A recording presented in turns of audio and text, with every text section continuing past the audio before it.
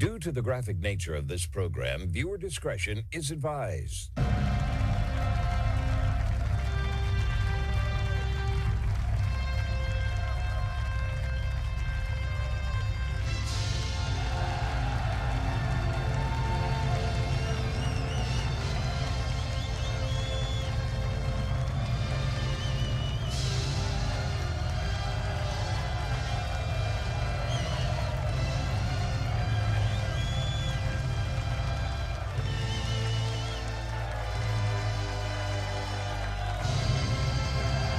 Hello, everyone. It is the Monday, April 13th, 2026 episode of the Marco Dre Show. Thank you for tuning in here. Today's groundbreaking news right here in America and across the board, where the facts are facts and hard truths thrive. Let's begin the best hour of radio, informative, uncensored, unapologetic, and ready to go. It's time to get down to brass tacks, ladies and gentlemen. Let's start things off. We have a lot to discuss today. We have so many great topics for you today. I know you're going to enjoy each and every one of them. We got Eric Swalwell now dropping out of the California gubernatorial race. Let's look at that later on. We got President Trump receiving backlash from a meme he posted of himself depicting himself as Jesus Christ and this ongoing feud with Pope Leo. We got so many other good topics too, talking about what's taking place in Massachusetts trying to prevent people from driving farther. We talked about that previously too, once before. We'll talk about that later. And what can we do to get parasites out of our body? That's another great topic we'll have on the show today. But right now, we have to talk about the elephant in the room, of course, and that is the situation that is taking place right now on this Monday, the U.S. naval blockade of the Strait of Hormuz, and what got us there.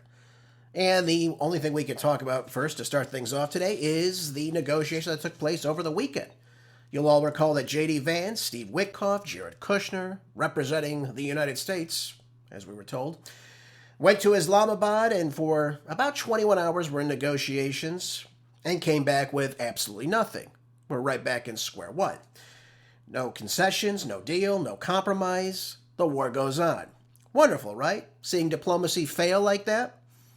Now we find ourselves in dire straits yet again inside the Persian Gulf with no end in sight. This is very problematic, folks. And one of the things I want to start today talking with you about is Vance said that he talked with President Trump at least 11 times, but one thing that came to light too, this is what I got through my sources, that Prime Minister Netanyahu called J.D. Vance at least once during this 21-hour negotiation. And again, I find that really remarkable. Why is a head of a foreign state calling the Vice President of the United States during our negotiations? Let that sink in for a second. Now, some of you might think, well, Jerez, come on. The Iranians are talking about Israel, so therefore we have to consult with Netanyahu. No, actually we don't. Is the United States going to take charge and lead this and put an end to this, or are we going to continue on? The negotiation is very simple. The Iranians have said Lebanon is on the table with this. There is no fighting in Lebanon if we have this ceasefire, if we put an end to this. And Netanyahu says, no, we're continuing on with this. Ladies and gentlemen, they're already supposed to be in a ceasefire with Lebanon right now. And yet we see the exact opposite taking place time and time again. The Israelis are breaking their truce with the Lebanese, and of course, they're bombing them into oblivion right now. Go look at Beirut right now, if you don't believe me. So that's problematic. Where else do we find ourselves right now? Well, America made 3 demands. We know this took place. It's as if we went in and said, hey, we're going to tell you what to do, even though you're not losing this conflict. We are. They wanted the Iranians to hand over the 60% highly enriched uranium, hexafluoride, all 460 kilograms of it. Hand it right over to the United States. Now, the Iranians have said, okay, we can obviously downgrade it to a lesser degree, but we're not going to hand it over to you. The U.S. didn't budge.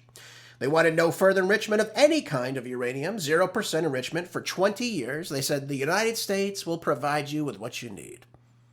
God, where have we heard this before? And what if the United States just decides not to do that? Then what do the Iranians have? Absolutely nothing. They also wanted the stopping of all charges for ships to pass through the Strait of Hormuz, which, again, I find this very ironic because now we're closing the Strait of Hormuz today. But again, they're not going to budge on this provision. This is something that's not going to go away. President Trump at one point wanted to split the tolls, or the fares, if you will. that are being charged right now. But again, it's not going to happen. The Iranians are not going to budge on this. They're not going to budge on this. And those were what they had proclaimed in their 10-point plan, which President Trump said was negotiable. But apparently none of it was negotiable. It seems like we just came with more demands that we weren't going to get that were not realistic. And the end result is now we have more war. We bought ourselves a couple weeks to rearm ourselves, put more supplies, more troops to the region. And now we've announced that we're going to create this blockade around the Strait of Hormuz. I don't see what the ploy is or how this is advantageous to we, the United States. I really don't. But the Trump administration has to own this now. All the economic ramifications that come with it. Any type of damage that may occur from this. I mean, this is the truth of the matter. I mean, this is what we're talking about here. We're actually talking about putting a naval blockade around an access point and saying, well, let me read it to you. This is good. This is right from U.S. CENTCOM, just released just yesterday. It says U.S. Central Command forces will begin implementing a blockade of all maritime traffic entering and exiting Iranian ports on April 13th at 10 a.m. Eastern Standard Time. That was this morning.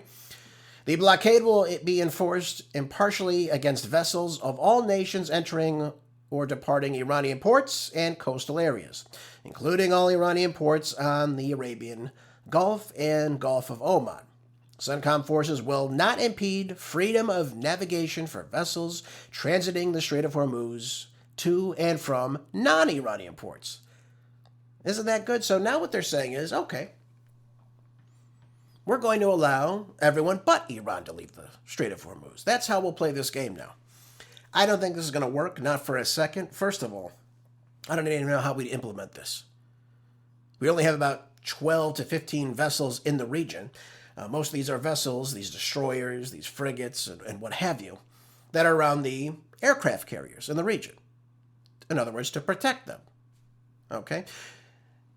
So what are we going to do? Use those vessels to, again, enforce any ships leaving under an Iranian flag, a Russian flag, a Chinese flag, an Indian flag? And what are we going to do? Are we going to stop them and then board the ship and then take the cargo or oil on board and arrest the people on the ship? What do we plan to do? Do we plan to sink the ships? What is going on here? What do we plan to achieve from this?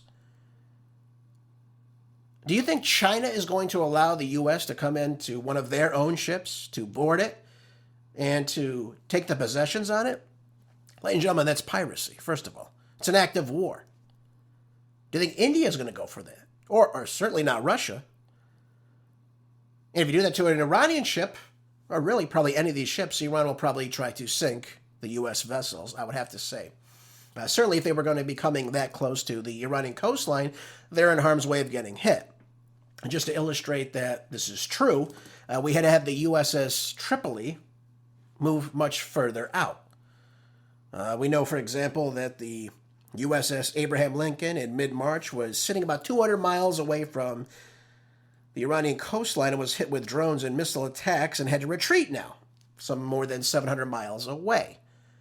This is the truth of it. So if we get this close to the strait and say, you can come through, but you can't, or we're going to board your ship, we're going to take control of your ship and, I don't know, move it to a specific location and extract what's on it and take it for the United States, I think you're going to see those ships getting hit. That's the way I see it. I don't see how we can even put this into any type of real enforcement when you have so few vessels in the region. What if you have 10 vessels leave at the same time? How are all these ships going to be able to block these ships from their access points? It's not going to go over well. And again, like I said, if they get that close, they risk being hit with drones and missiles from the Iranians. Yeah, we've learned from this war going on that the Iranians are pretty precise in what they can hit. So I don't know how Trump is going to enforce this. I don't see why he's doing this. He's going to tell the Iranians now that, hey, we're going to stop you from moving your goods out of the strait that you're controlling. Are they going to, and again, how are they going to get the vessels of, for example, the UK and what have you through this strait now? They still risk being hit by the Iranians. That declaration is still there that the strait is closed. So is Lloyd's of London going to allow these ships to pass through? These billion-dollar investments? Something tells me I don't think so. So it'll be interesting to see who tries to get through, who tries to enter and access it, and who the United States tries to stop, because it's on now. Apparently it's on. But what's the next step if that fails? What happens when the United States, for example, can't stop one of these ships? Now I see everyone talking, for example, oh, look, we're going to stop these ships. We're going to give them a taste of their own medicine. We don't have the means to do that. And we can't get close enough to enforce that because we risk being hit by the Iranians, who we know they have a plethora of drones. We know they have these little ships in the region. They have these ship-to-ship missiles on them that they can use also to stop any vessels from entering or leaving if they choose to. So this is going to be very problematic, I think. So do we really want to risk our vessels being sunk? That's the big question right now.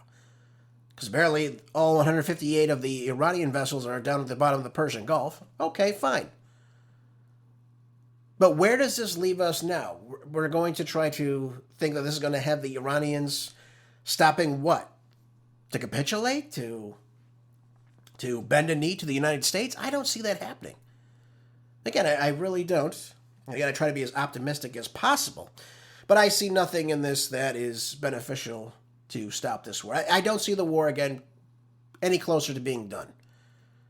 Concessions being made. Treaties being enforced. I don't see it, folks. I just don't see it. And that's what's very unfortunate for all this. The next thing I want to talk about, though, which I think we all need to understand here. If the Trump administration, again, we said we were negotiating with the Iranians, was this just a ploy to get more resources to the region? And I said that earlier to you, but again, I want to say this out loud so everyone understands this. If we go through with this, right, if this was just a ploy to get the Marines to take Kark Island, which again, I don't even know if that's even on the table anymore, but let's say it is. Let's say it is. What does that mean, though, if we start stopping these ships? If we stop Russian ships, Chinese ships, Indian ships, Pakistani ships, what happens next? They're all nuclear powers, too, by the way. I don't know if we really want to have India and China and Russia send their warships to the region, do we? I don't think we want to see that. Here's the other part of this. If we stifle the Chinese economy, for example, obviously we know China was one of the big support groups for the Iranians to come to the table. We know this. It wasn't the Iranians that were begging the United States. Let's just be very clear on that. But if, for example, the Chinese say, listen, you're stealing our ships, you're stopping our ships, we need this flow, we've already made these transactions, we've paid for it, we've paid the toll, and now you're stopping us. Now you're boarding our ships under really no pretext whatsoever. What if the Chinese, for example, I'll just throw this out there just because I'm thinking out loud, what if they say, okay, United States, good luck getting your rare earth minerals refined from here on out. I guess those shipments are kind of lost. I guess we'll hold on to those rare earths that you sent to us to be refined and then shipped back to you for, hey, your missile technology, among other things, your cell phones, your AI technology. Good luck getting a start on that.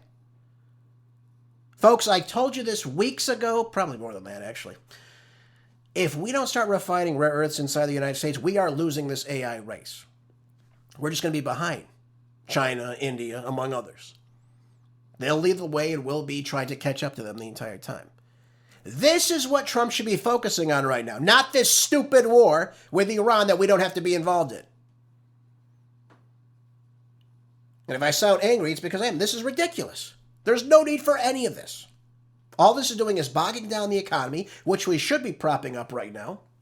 We're not doing that. And now we're talking about a blockade in the region to continue to stifle the global economy. Now, Trump went on Maria Bartiromo's show yesterday on Sunday Morning Futures and said, hey, well, we get like 1% of oil from there. We don't really need it. Well, okay, we don't need it, but 80% of the oil goes to Asia, who does need it. About, I don't know, a couple million barrels, I think, goes to Europe, if I'm not mistaken, as well. They need it. So what are we going to do? Destroy those economies? And what do we think is going to happen? Again, you can't take out 20% of the global oil supply. We can't get rid of 20% of the liquefied natural gas or the helium, or the aluminum, or the fertilizer, urea, all that stuff is very important to the global economy.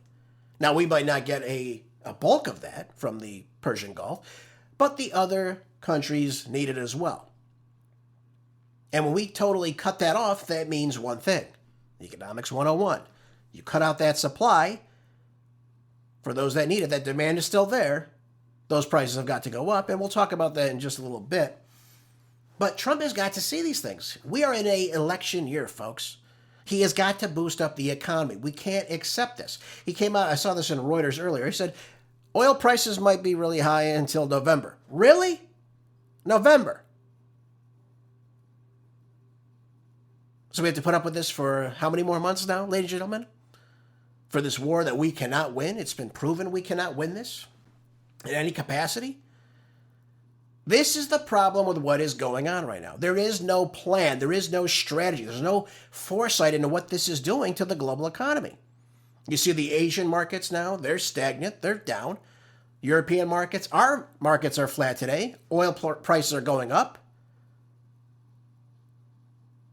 What are we gaining from this? There's nothing to gain from this. The Iranians have demonstrated they can stave us off. And there is no winning in sight. Again, folks, I tell it to you how it is, not what I'd like it to be. It is the Iranians that had all the things they wanted to come to the table and say, listen, here's what we want. We can make some concessions on what you would like, but we're not going to just come here and bow down to you. What is this? Hi, we're losing the war. By the way, if you want to stop bombing us, bombing our bases into oblivion, we need X, Y, and Z. That's not working with the Iranians. It's not working. And by the way, I said, on Friday's show, I said, don't hold your breath on this. Sadly, I turned out to be correct. I wanted this to end. I wanted this to, come to a conclusion. But you can't go into a meeting and saying, we want X, Y, and Z, and we're not going to budge when you're losing a conflict. Because the Iranians can go on with this. So Trump could go on and say, they're down 85%, 90% of what they've been shooting. They're almost depleted completely. Their Navy sunk. Their military is terrible. We control the sky. We hit, 13,000 different targets. Doesn't mean anything. Doesn't mean anything. By the way, if you think that if we've had destroyed that many targets, and they could still function as an effective military with their ballistic missiles, it doesn't matter. It doesn't matter to the Iranians. They demonstrated recently they don't care. So now if we go to the risk of striking, for example, the power plants, the oil wells, the desalination plants, guess what happens to the rest of the Middle East, folks? Guess what happens to Saudi Arabia and Qatar and Bahrain and Kuwait and the UAE? Guess what happens? The lights go out in all these countries. That's what's going to happen because they're going to strike the oil, they'll strike the refineries, they'll strike the power plants, they'll strike the desalination plants, which all of these countries in that region rely on heavily. Iran is different. Iran gets about 8% of their overall drinking water supply from that. Not the same in those Gulf Arab states, and of course Israel as well. So what's going to happen next? And by the way, they got another chip that they can play with too.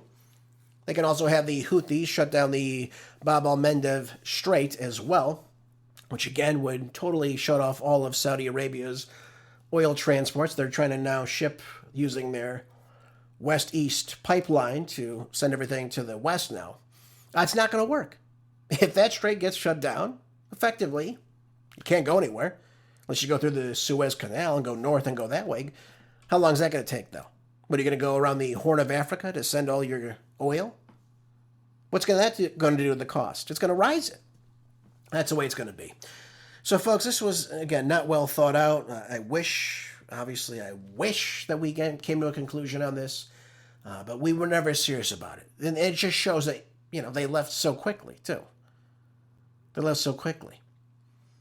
Because we were never going to give them any of that. We had no intention of doing that. We just wanted the ceasefire. Face to face, looks like we're working, but we're really not. And I think J.D. Vance, unfortunately for him, I think he sank his political career just this weekend. I think it solidified as being absolutely gone. Unfortunately for him. So anyways, let me play Trump really quickly. This was him yesterday on Marita Bartiromo's show. This was him telling her exactly what this blockade will accomplish. Let's take a listen to clip 1 right now, and we'll see exactly what Trump intends to do with this blockade. Again, I see no purpose to this right now. I don't see what ploy, what goal we can achieve with this to get the Iranians to do what we'd like them to do. Let's take a listen. All in and all out. There'll be a time when we'll have them all come in and all come out, but it won't be a percentage. It won't be a friend of yours, like a country that's your ally or a country that's your friend. It's all or nothing, and that won't be in too long a distance. No, we're just bringing the ships up. We got a lot of ships, so we're bringing them up. We think that numerous countries are going to be helping us with this also, but we're putting on a complete blockade. We're not going to let Iran make money on selling oil to people that they like and not people that they don't like or whatever it is. It's going to be all or none, and that's the way it is. And it'll be, you saw what we did with Venezuela. It'll be something very similar to that, but at a higher level. Okay, so he references Venezuela at the end. First of all, Venezuela has nothing to do with this. This is not Venezuela. Iran is not Venezuela. You're going to keep a blockade from sending these ships. And again, the Iranians have the capacity, if they would like, to strike the ships in the region that they don't want to cross through. They can send the drones. They can send the missiles. We know this because they demonstrated this. This is, again, he thought this was going to be Venezuela. It's not. It's the complete opposite. This isn't a couple hours mission to extract a world leader and then head home. That didn't happen. We didn't get that on February 28th. It was the exact opposite. He may have been sold that bill of goods, but that's not the case. Then we had General Keane. Oh, good old General Keane on war, right? Sits on one of these, what does he say? He sits on the board of one of these military industrial boards, of course, so naturally war is a good thing for him. It was just what he said on Fox News just this morning. Take a listen. You know, my confidence is always in the president. He's the number one backstop here. And he's not going to make a bad deal. And that's the reality of it. In terms of what's in front of us now, this is the right thing to do. We now have taken the momentum away from Iran. That is clear. We're in the hour of execution. Ships are coming on a channel that CENTCOM is demanding them to talk to on, and they will control their transit on that channel and tell them where to go and what to do. Anybody that tests it will see Marines boarding those ships. If Iran wants to test these things, that's what they're going to get. Likely, they'll have to calculate that. Do they really want the humiliation of that taking place with the Marines on international television boarding one of their ships that are carrying their oil? May not be their flagship, but it's carrying their oil. Okay, so again, I don't see how the U.S. military is going to do this. Are they actually going to stop an Iranian ship and seize the vessel? Are they going to arrest all the people on board? Are they going to do that with the Chinese, the Russians, the Pakistanis, the Indians? Is this really what we're going to do? I'd love to see that, by the way. I think it'd be very interesting to see how we plan to do this with so few ships in the region. I don't think they'll even come close to the Strait of Hormuz, folks. And again, I think the Iranians will send the ships out they would like to send out. They'll continue on. And if things get dicey, I think you'll see those countries respond if their ships are seized. That's the way I view it. Now, we know that two Iranian-linked tankers, the Aurora and the New Future, left with oil products this morning, early before the blockade was supposed to take effect. An Iranian military spokesperson called the United States restrictions on international shipping piracy, warning that if Iranian ports were threatened, no port in the Gulf or Gulf of Oman would be secure. Take a listen to that. That means they will start hitting these ports now, make them inoperable, make it so everything's null and void. Now, you can't load up anything from them. It's just not safe to do so. Any military vessels approaching the Strait would violate the ceasefire, is what the Iran's Revolutionary Guards Corps have said. Yep, that's straight out of Reuters. This is what they're saying. The Iranians are going to react in kind, should any of this happen right now. And I think you'll see China, Russia, India, Pakistan, any other ships that are paying in the Chinese yuan to get through that strait. I think you will see the exact same situation. this is what's going on right now. I don't see any type of back down from them at all. I really don't. Now, the Wall Street Journal says more than 15 U.S. ships are in place to support the operation. Folks, what if they have multiple ships leaving at one time? What if let's say, for example, they have 10 ships leaving. That means you have to have 15 ships, these freighters, the destroyers, these frigates, whatever they are, move away from supporting and defending these aircraft carriers in the region. Then what's going to happen to them? Are they at risk now from being hit? Again, I don't see how this is a safe plan for our Navy in the region, though. I don't understand this. And what are they going to do? Stop them and try to enter the ship? Again, good luck with that. I don't see that. It's not like it's one ship leaving. And we could have 10 ships surround it, access it. This is on international waters. So this is going to be another big challenge now. And by the way, Iran said that no port in the Persian Gulf or the Sea of Oman would be safe if they are threatened. This is coming straight from the IRGC. So, I think what's going to take place, I think obviously the Iranians know this. They will come out and say, listen, if you attack our ships, you take our ships, your ships are not going to start getting sunk. Is that the escalation that President Trump wants? Again, only time will tell. But now we're at a point, folks. We're at this watershed moment in this war. We have to figure out who is going to back down from whom. Are the Iranians going to back down when they're winning this conflict? Are they going to say, okay, you can take our oil tankers, you can take all the oil on there, the hell with our allies? Or are they going to, as the Chinese, the Russians, going to say the same thing? Yeah, it's all right if you take our ship. We already paid for it. But hey, no worries. No worries. Things are about to escalate, folks, I think, to a big point here. It's going to boil over, and this might be what Trump wants. What do I mean by that? Does he actually want, for example, the Chinese to send their warships to the region? Or does he want Russia or India to do the same? What would that look like on the ocean, by the way, folks? Nothing positive. And by the way, would the UK, for example, send their fleets to start to open up the Strait again? Would they start doing that? Keir Starmer has said no as of right now. We don't know what France would like to do. France and the UK are trying to speak to the Iranians about this. We know Italy has said hell no. Spain, hell no. In fact, they're looking to put embassies inside of Iran. A lot's changing in this power dynamic right now, folks, and it's not working in favor of the United States. Not by a long shot. So I'm eager to see what happens. I'm eager to see what will take place if an Iranian ship, Indian ship, Pakistani ship, Chinese, Russian ships cross through the Strait today and see exactly what will happen when they do so. I don't know who that first ship is going to be. We want to see what happens. But again, these countries need the oil, especially a lot of these countries in East Asia. They're dependent on this oil. Japan, for example, same thing, one of our allies.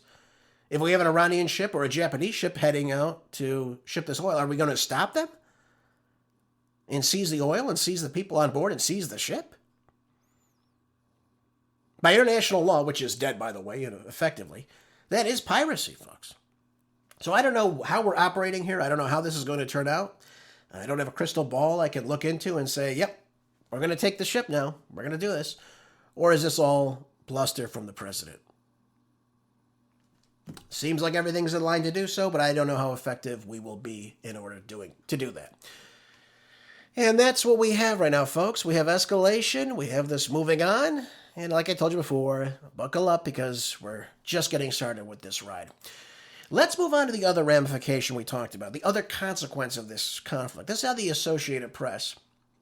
And we're talking now about financial pressure, especially amidst the farmers inside the United States by this. Now, we see, for example, the tariffs that are still on. But we also see the Iran war having its provocations with what farmers can do because of the high cost of fuel, for example. The equipment, the fertilizer that we're not getting now to the United States. All of it being compounded by what's taking place in Iran. Look at the cost of fuel. Look no further than my former great state of California. Look at what's happening in California. I saw a couple weeks ago $10 per gallon for diesel. Now, folks, diesel. Some people say, well, Jerry, so I buy unleaded. What the hell do I care? Well, you might care because a lot of the tractors, the farm equipment, the trucking that ships the soybeans, the fuel, everything that's necessary for shipping comes from trucks that rely on diesel.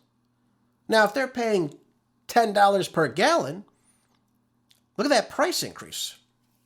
In California, of course, we know the prices are more exorbitant than most parts of the country, but still, California is a major producer for lots of the crops that we produce here in the United States. So to get from A to B, that's going to cost a hell of a lot more. That's what I'm trying to say to you. When prices go out of control like this now, because where we are with this, when you are driving the cost of fuel up, folks, and it costs more to ship it to markets or manufacturing or to retail, doesn't matter what it is, that cost to get more costs more when you buy it at the grocery store or at the retail store or wherever you're doing. Everything costs more. Or let's say you're building something, right? Let's say you're anything, doesn't matter what it is, pouring cement.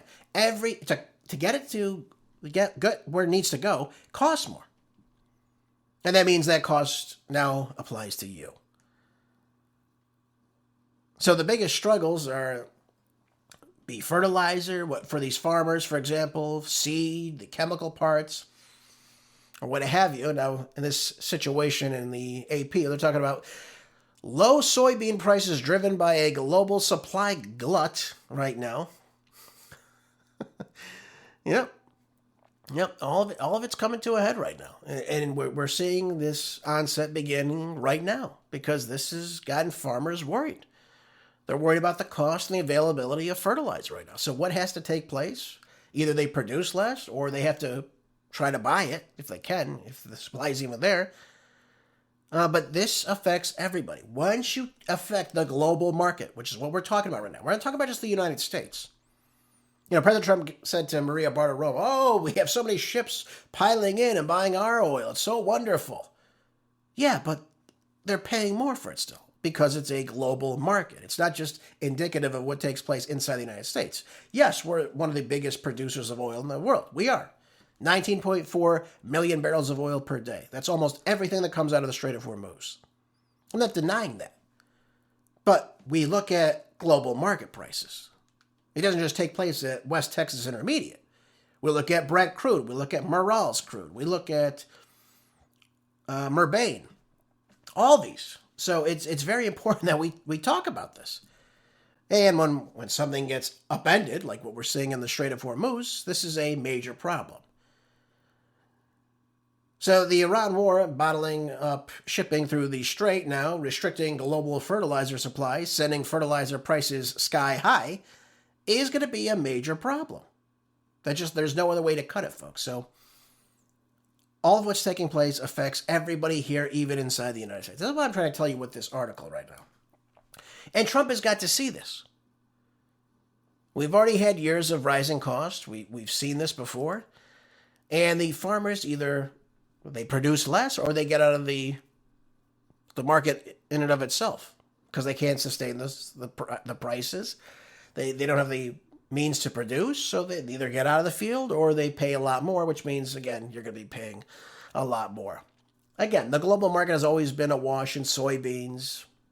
We see this inside the United States. But, we got to understand what we're doing here. Again, soybeans, corn, a lot of that's dominant in the United States agriculture, but it's also to feed a lot of the livestock. That's just the truth of the matter. So the production costs going up, which we've talked about on the show many times before. I prepared you for this weeks ago. I said production pricing indexes are going up in the country. That means you're paying more. That means CPI cost will follow behind it, right? The consumer price index, inflation, everything's going to be a result of what's going on right now.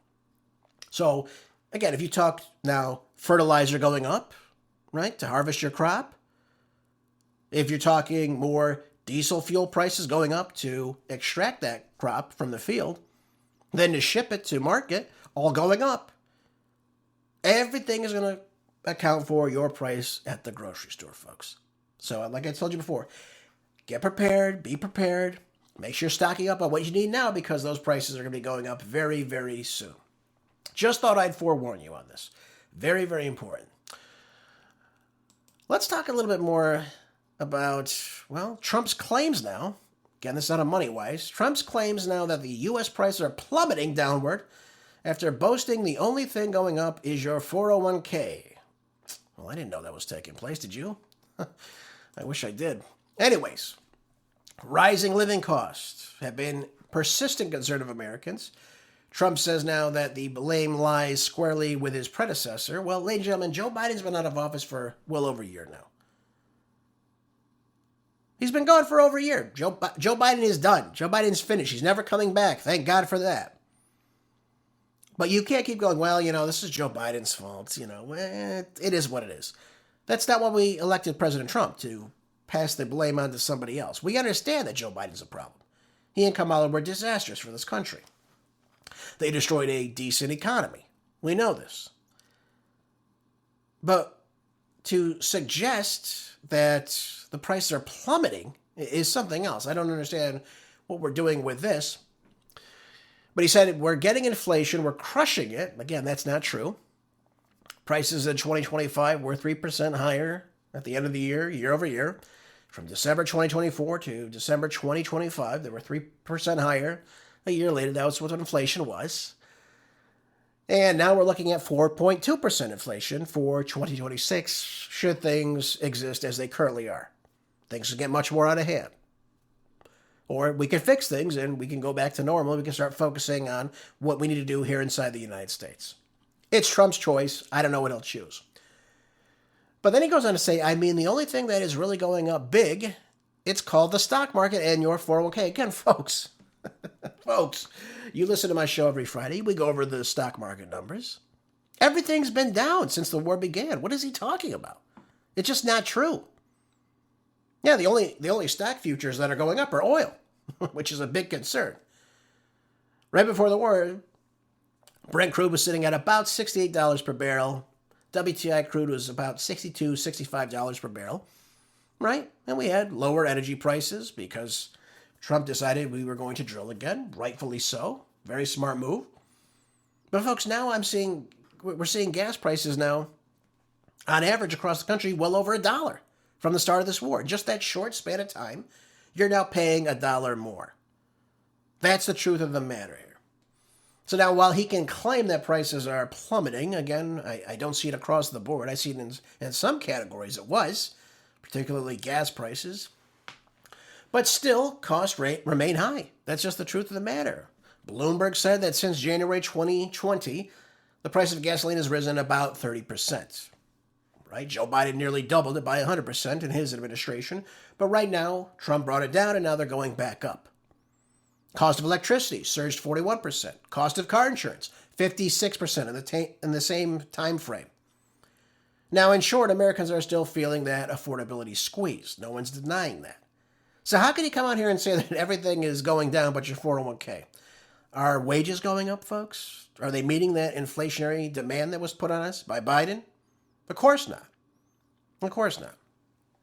So it's important to understand the reality of the situation right now. Prices are not going down. They're just simply not. And the longer we stay in this war, I fear that the inflationary numbers are going to start going up much, much higher. Now, according to the U.S. Bureau of Labor Statistics, American wages and salaries increased 3.3% over the 12 months ending in December 2025, roughly keeping up with the pace of inflation, but not dramatically outpacing it. As I just said to you, we had 3% inflation and we had 3.3% salary increases. So you got a 0.3% bump, ladies and gentlemen. Congratulations. I'm sure that solved everything that Biden did, didn't it, folks? Where we had 25 to 30% inflation on average, not the 9.1% total that everyone was claiming existed. So there's that. Okay, so there's that. And his strongest argument, though, Trump is saying that the markets, as gains flowed through to retirement accounts last year. Now, according to Fidelity, the average 401k balance climbed 9% over 1 year to $144,400 in quarter three in 2025, an all-time high. Even that comes as some caution, considering both the S&P 500 and NASDAQ have experienced a slight pullback this year to date, which is true, likely due to part of the escalating geopolitical tensions inside of the Persian Gulf. So this matters because 401ks are typically heavily invested in these funds. When we see those stocks drop, like we've seen, they are susceptible to volatility. So is there good news with anything that's happening right now? Well, the good news, history shows that investors don't have to rely on perfect policy or ideal economic conditions to protecting their own purchasing power. Well, that's true if we invest correctly. Now, across cycles, regardless of who occupies the White House, savvy investors have found ways to shield themselves from inflation's bite. Well, that's true, but what about the people on fixed incomes, for example? What about the people who rely on a pension, for teachers, for example, or people that are on Social Security? They've worked 40, 45 years, they retire. Everything's paid off, but now they're living on a fixed income. What happens to these people? These are the people that get hit the hardest. This is very, very important. Now, for those of you that are young, like I am, we look at things like diversifying. What does the article talk about, folks? What do I tell you every Friday when I talk about our precious metals? I say make sure you diversify in your portfolio.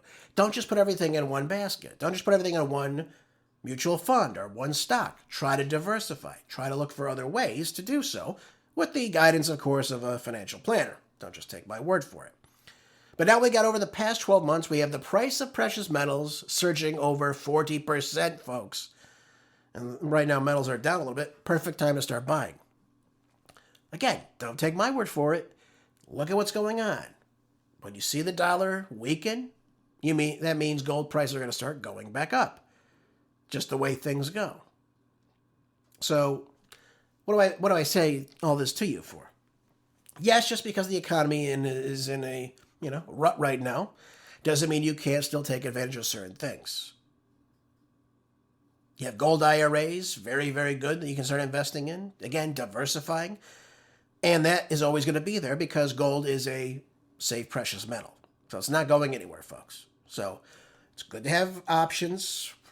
Again, don't take my word for it. This is the truth of the matter. Oh, by the way, just since we're on the subject of the stock markets, I thought I'd take a look really quickly at what's going on, even though we discussed what was taking place on Friday. Look at this. Look at this. We got Brent crude trading at just about $100 a barrel today. Yep. Look at the WTI crude just trading at, $99.59. That was over $30 cheaper. It's a little over a month ago. Just so we're aware of what's going on, folks. Just so we're aware. And again, our markets today, Dow Jones is, again, it's stagnant, barely up. Everything's barely up today. But when we look at the European markets, everything is, closing a little bit lower. Asian markets, same thing. Everything's closing a little bit lower than what it was on Friday. So let's just keep all that very much in mind. All right, let's move on, folks. Another pressing topic we've got to jump into today, another development. Let's talk about President Trump's position on social media, where he posted a little bit of a, well, it wasn't just a little bit. It was a controversial backlash from a pic of his supporters had posted of him, a picture of him depicting himself as Jesus Christ healing sick people. Now, I don't know why he posted these things. I really don't understand this. I don't see what position he's trying to take on this. Last week on Easter, he says very little about Easter, the resurrection of Jesus Christ, and he's talking about the Iranians opening up the Strait of Hormuz, and then he goes on this week to close the Strait of Hormuz. It doesn't make any sense. But just yesterday, he posted a picture of himself. It looks like he's healing someone. It looks like he's in the clothing of Christ, if you will, as depicted in many pictures. But one thing I thought was a little bit odd in this, and someone pointed this out on social media, and I caught it. It looks like there's military soldiers in the sky, as if, being in heaven, if you will. But one thing that was really odd, one of the soldiers is changed into what it looks like the silhouette of a demon or something of that. So I don't know why that was changed, along with, obviously, I don't know why he would do that. Again, it's beyond me. I don't understand this. And now he's getting quite a bit of backlash, particularly from Catholics and Christians alike. Folks, it's blasphemy. I know there's no other way to say it to you. Well, there's nothing funny about it. I mean, again, we can depict ourselves as anything we want, but why would you, as a so-called practicing Christian, depict yourself as the Most High God? Doesn't make much sense to me. The side of the hill, it says, the image posted Sunday on Truth Social showed him in a religious garb with his hand on a sick man's head. In the image, he's surrounded by his followers, an American flag, eagles, and the Statue of Liberty, along with other figures in the sky. But they omit that one of those figures in that sky was changed to, again, looks to me, looks to many people, as a demon, which I don't understand it. So now, obviously, the critics of this that are not happy with President Trump right now, again, for all the right reasons, were quick to call it blasphemous and call the president to remove it. I don't get it. Conservative political activist Riley Gaines says, why? Seriously, I can't understand why he posts this. Is he looking for a response? Does he actually think this? Again, that's everyone is saying on, what is the purpose of this? I don't understand this. Folks, to have this type of idolatry, even of yourself, this egomania that he seems to be inflicted with right now. I don't understand this. There's no two ways about it. It's a little bit humiliating, really, but, you can't mock Jesus, folks, if you're a Christian. That's why people are upset about this. So, again, I don't know what he was expecting to get from this, if he was expecting to bring the Christian right back to him because they're upset about what's going on. You had conservative political commentator Michael Knowles weighing in saying, I assume someone has already told him, but it behooves the president, both spiritually and political, to delete the picture no matter the intent. Obviously, Marjorie Taylor Greene weighed in a little bit, saying that she was praying against this post. Yeah. And again, yesterday was Orthodox Easter Sunday, folks.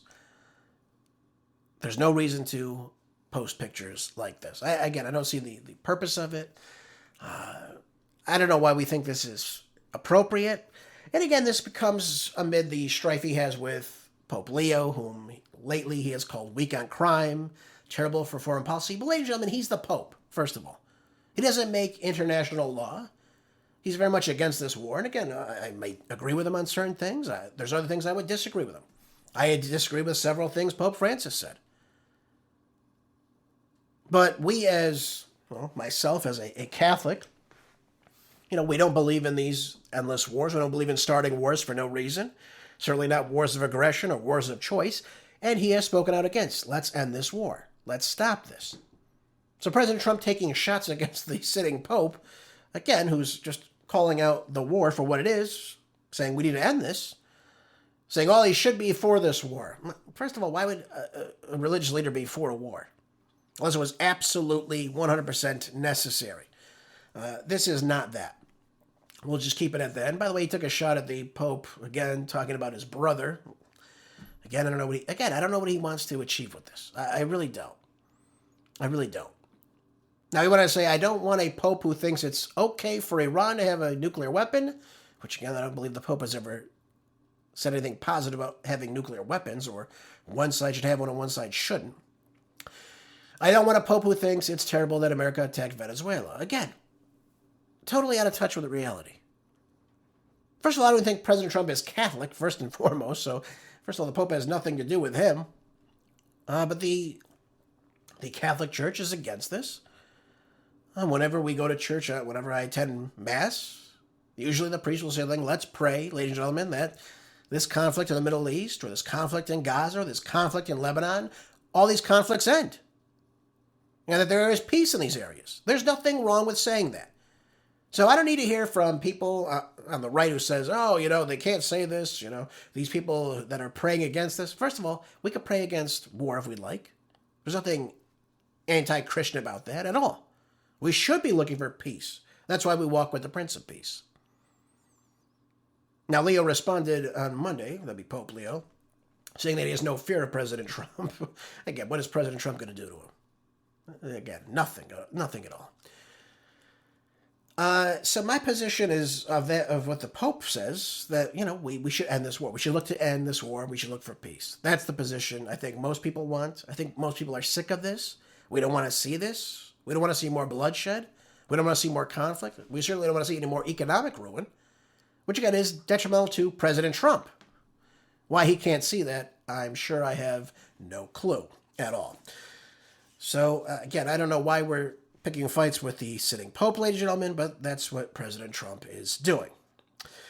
Next up on today's show, I want to discuss with you what's taking place with Eric Swalwell, the gas man himself out of California. Well, is he really from California? I don't think so. Can we even prove that he lives in California still? I doubt it very much. Well, unfortunately, Mr. Swalwell said on Sunday evening that he is now dropping out of the race for California governor. Thank God for that. But it came after allegations of multiple sexual misconduct allegations levied against him. This is on NBC. He took to X and said, "I'm suspending my campaign for governor. To my family, staff, friends, and supporters, I am deeply sorry for mistakes in judgment I've made in the past. I will fight the serious false allegations that have been made, but that's my fight, not a campaign's." Well, good for you, Eric. Good for you to get out of the race. Fantastic. By the way, the footage of him, obviously, with, soliciting prostitutes, for example, in rooms with women that he's clearly advancing on while he's married. Obviously a very bad look for him. Either that or the Democrats really did not want him to be governor of California. I don't know which one it is, but either way, these things came to light very, very quickly, and Swalwell is no more. We can look at these things and say, obviously Swalwell is a corrupt man. He's a man of very little scruple. Obviously, I think we can assume all this. Again, all these allegations, they're allegations right now, coming to light. But how do you deny a picture of you while you're married, obviously interacting physically with a woman in a hotel room? How do you answer that? It's a little bit undeniable, unless the photos are AI. Again, I don't know. But several women have come forth and have said the following, that Eric Swalwell was sending unsolicited photos of himself to her and things of that nature. Again, obviously not something any of our leaders should be doing, or certainly anybody should be doing these things. But, this just shows who Eric Swalwell is. This is who he is. We know that he had the relationship with the Chinese spy, Fang Fang, while he was married. It's no shock there, but this is who he is. This is who Eric Swalwell is. And I'm happy he's out of the race, but what does this mean now for him, first of all? Number one, I think if a sitting congressman is having these allegations thrown at him, certainly of sexual misconduct, weighing some heavy things about what he had done. For example, the San Fran Schmucko Chronicle article published on Friday about him said that he had sexual encounters with I believe it's a former staffer, saying that while she was working in his office, that he had sexually assaulted her twice, not once, but twice, while she was too intoxicated to consent. Now, NBC News has not verified her allegations, but it confirmed her identity and that she worked for Swalwell from 2019 to 2021. And I'm not going to get into details about what took place, but she accused him, of course, of having physical interactions with him. I'll just leave it to you at that. So this is not a good look, but where is the Congressional Ethics Committee? Can we look into Swalwell? If these are true, no sitting member of Congress should be accused of doing these things to women. Certainly not. This isn't just cheating on your wife, which is certainly what he's done, if true. This is something else if he's taking advantage of his staffers. Of course, we saw that woman, what was her name? Katie Hill, I think, out of California a couple of years ago. Same thing, engaging inappropriately with staff, and it was brought to the attention, and of course, she resigned. Will Eric Swalwell have the decency to resign? Probably not, but he should. But the next step, I think Mike Johnson or James Comer should be taking is looking into Eric Swalwell's past Has he actually physically assaulted women that have worked for him or other women in general? And is this someone we want sitting on the U.S. Congress today? Is this what we want for representation? By the way, what the hell has Eric Swalwell ever done for anybody other than himself? And by the way, does he even live in California? Can we get to that too, by the way? Can he even run for governor? Can he even run for U.S. Congress in California? There's obviously a lot of scrutiny behind him living, obviously, just in D.C. in a mansion. How someone on a $174,000 salary can afford a $1.3 million mansion and maintain a home in California at the same time, I think is pretty interesting, folks. Don't you? I think so. What about now in the California race, though? Does this mean his 13, 14%, whatever he might have right now, who does it go to? Does it go to Katie Porter? Does it go to Tom Steyer? Does it go to someone else? Will the other Democrats pick up some leverage? Maybe that trickles down to everybody? Nobody knows what it could mean. Do some of these people say, the hell with the Democrats, I'm not going to go with a Republican? Does it bolster them up somehow? It's going to be very interesting to see what happens in California in the upcoming weeks in this race. Who is the next favorite candidate? Is it Katie Porter? Is it Tom Steyer? God forbid. I mean, they're both radical leftists as well. I'm already seeing her coming out and saying some things about what Swalwell did. Who knows if she'll try to ride that train to get some sympathy for votes. Who knows? She'd be god-awful, by the way. She was a very horrible candidate. How she was ever a congresswoman, a Democrat in coastal Orange County, I'll never understand that for as long as she was. Who did she take? I think she took out Dana Rohrabacher, who was a great, great congressman out of California. I don't know. Again, I don't know how that ever happened. But that's California for you, folks. We have no idea how these leaders ever even get elected. But there we are. So there's that. Eric Swalwell is no more, folks. Hopefully he'll be out of Congress very soon. Let's keep moving. We got a few moments remaining. I want to try to cover this article before we leave today. This is out of ZeroHedge. It says that Massachusetts Democrats advance a bill to limit how far you can drive in your car. Now, people in the past have kind of, not scolded me, but kind of, brushed the idea that I've talked about, where we talk about these 15-minute cities. And I say, that their idea for you is to not move much further past where you live. And they'll do so by either high gas prices or, for example, these electric vehicles that they can shut on and off. They can program them a certain way. This is how these things work. And this is how they can have control over how you travel, how you commute, how you do these things. And the idea, of course, is to prevent ownership of gas-powered vehicles, primarily. So there's that. So here it is. It's Senate Bill S2246. Doesn't slap a hard cap on your daily commute yet, but it orders the Massachusetts Department of Transportation to set binding goals for reducing statewide vehicle mileage and how far you travel. It also creates a new government council. Isn't that great? A new government council. Well, just what we need, right? Tasked with pushing people onto public transit, whether they like it or not. So private ownership of a vehicle, not something the state of Massachusetts would like you to have, folks. And it's so left-wing that they'll probably get away with this. But look at this. A bill proposed would limit how far you can drive in your own car. Folks, this is a travesty against you, a free citizen, to travel in your vehicle as you see fit. If you want to take a trip, if you want to drive, maybe someplace to see friends or family for the weekend, they want to put a cap on how far you can go. So this isn't some fringe cooked up isolation. What I'm saying doesn't make any sense. This is a broader push for this rationing of mobility under the excuse of climate change and, of course, equity. Yeah, all those two things. Similarly, it's, the powers in a 15-minute city, right? You can't move without going inside or outside of your 15-minute little bubble. Now, the urban planners' fad of convenience being sold to you, of course, but this is the truth of the matter. If you go outside your little 15-minute bubble, well, we got to charge you more. Oh, we see you're traveling a half hour to work every day. That's, you should move closer to work, even though you don't want to live in that community. Okay. It's a ridiculousness, folks. It really comes down just to that. So I wanted to bring this to everyone's attention.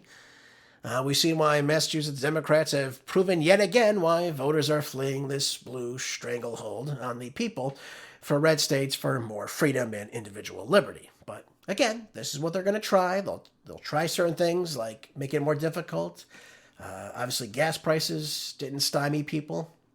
So now they're going to be moving on to trying to figure out ways to reduce your mileage. And if you go over that, they charge you more. Isn't that something? That's how these things always work. But of course, they do it under the banner of greenhouse gas emissions, cutting that, climate change, this and that. They're all just facades, folks, for trying to control what you do and how you move.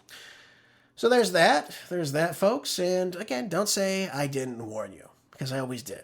Stand up against this. This is government tyranny to a T, folks. And there's no way around that. So never forget, Marco Gervais told you this first, while everyone else was talking about God knows what else. This is in the playbook. And it's not just going to be in Massachusetts. Other blue states, other blue state governors will start to adapt this as well. It just takes a little bit of time. This is the start of it, though. So make no mistake about that.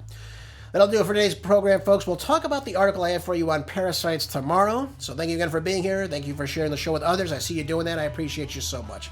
Make sure, folks, you're staying prepped with your food, water, medicine, anything you need to be self-sufficient.